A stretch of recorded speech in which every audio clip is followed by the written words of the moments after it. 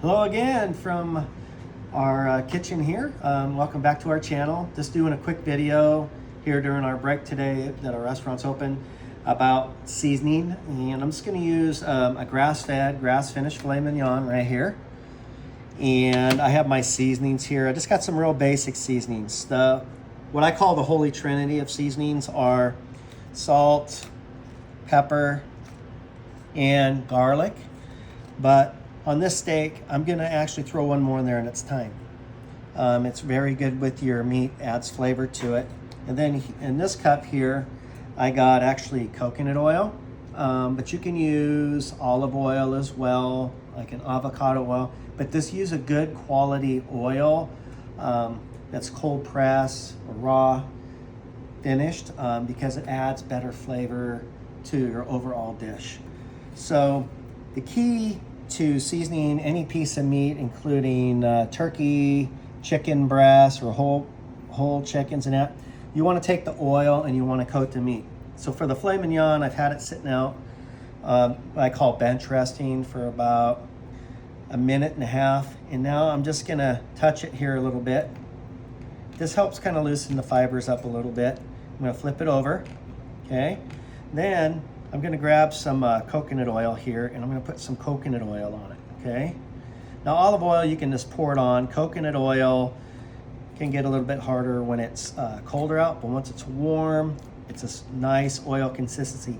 I prefer coconut oil when I'm cooking a good steak because I believe that it takes this flavor of your steak up another notch.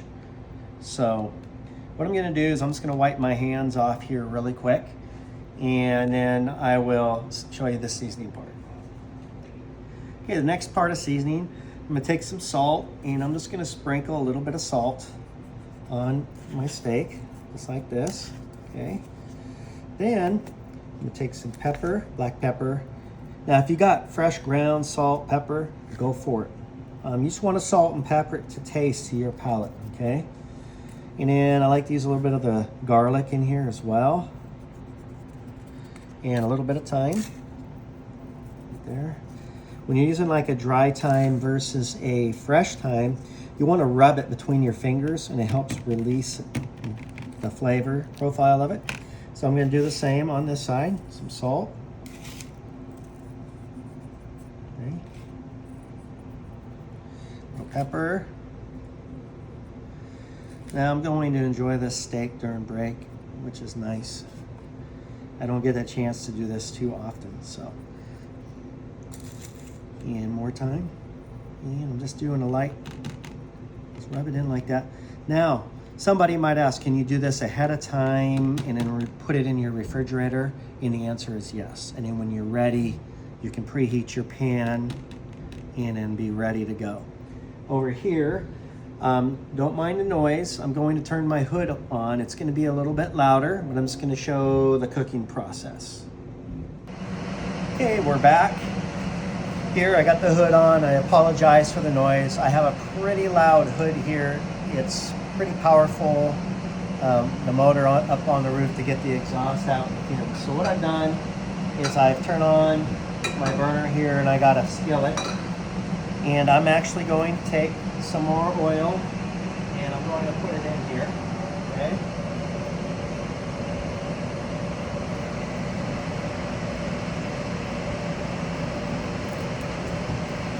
Now you can use butter as well, and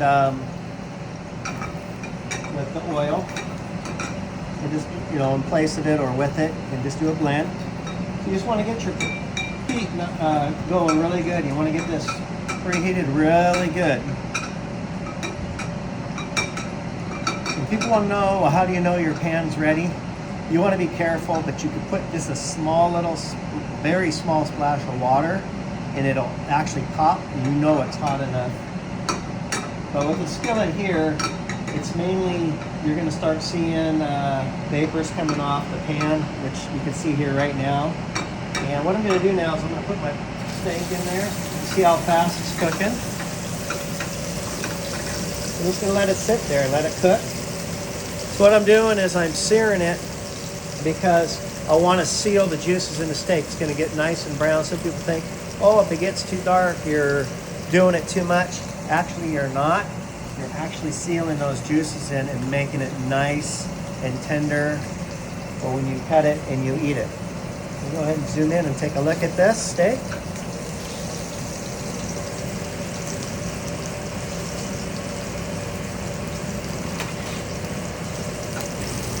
Okay, you see the steak here? It's cooking up really nicely. Now I'm going to take my tongs, I'm going to flip it. See that seasoning on there? You got that nice brown edge there. So sealing that in, the flavors of that steak. I'm going to reduce the heat just a little bit here. Because you want to sear the outside of it really good, get that nice dark, nice color here. And once you do that, then we reduce the heat. And then we're going to cook the steak the rest of the way. Now you want to cook it to the desired consistency that you want for your steak. You want it medium well, medium rare, or well done. I tend to eat my steaks around medium, so which is nice light pink within the middle.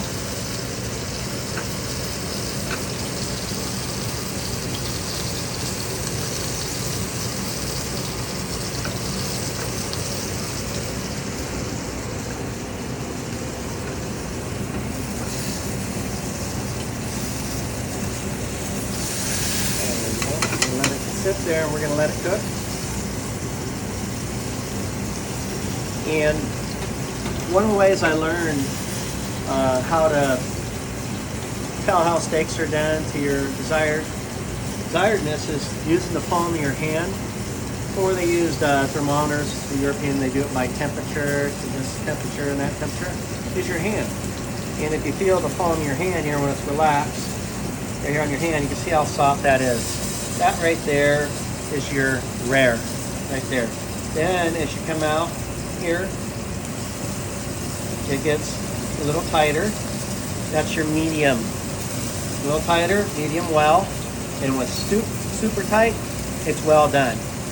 But well done for me, in my opinion, when it's well done, it's like steak's dry. I feel it loses a lot of its flavor when it's cooked that hard through. And I just like it to be nice and juicy. I'm going to flip the steak again. There. There we go. You see how that is nice and seared in. We got the heat here. Temperature down a little bit. I'm just going to let it cook through. One secret to cooking meat is to remember, once you pull it from the heat, that steak or that chicken or that roast, it'll cook an additional 10 degrees hotter after you pull it off the heat.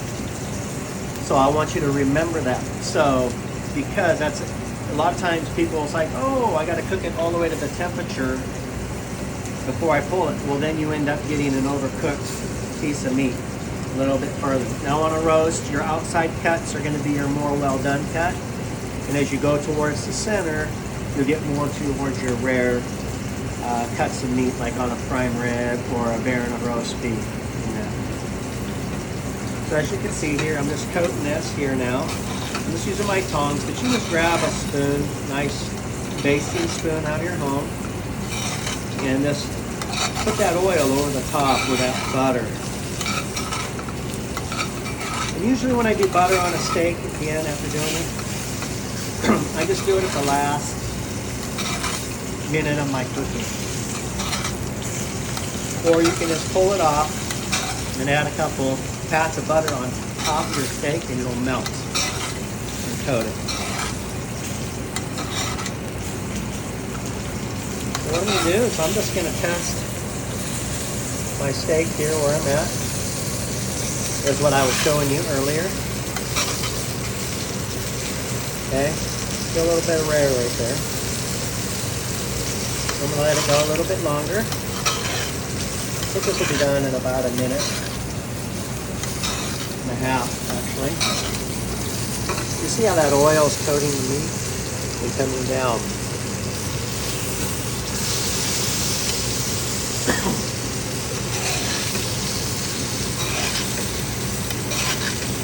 just continue to baste it.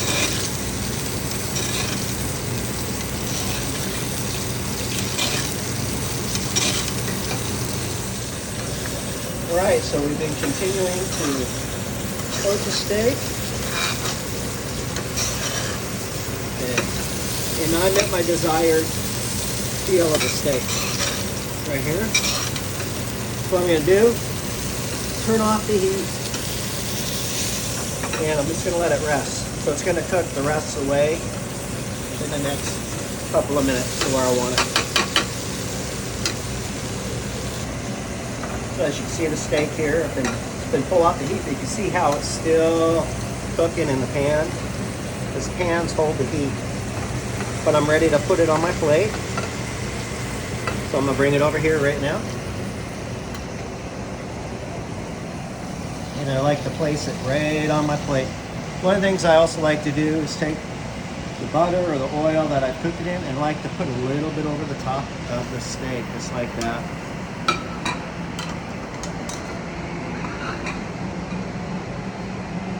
That's a beautiful filet mignon right there. And then what I'm going to do is I'm just going to go ahead and I'm going to cut it. So I have a nice medium steak cut through right there. So I'm going to try it. That is so good and delicious. Yum.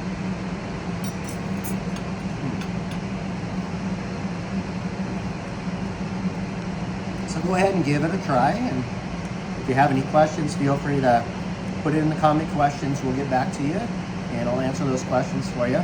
Please remember to like our page, subscribe, and turn on your notification bell. That way when we post another video, you will be alerted that we posted another video. So until next time, I'm James, my wife Yumi there on the camera, and we're about ready to go get our son here during break from school. Have a great day, and we'll talk with you soon and see you soon ourselves. Bye-bye now.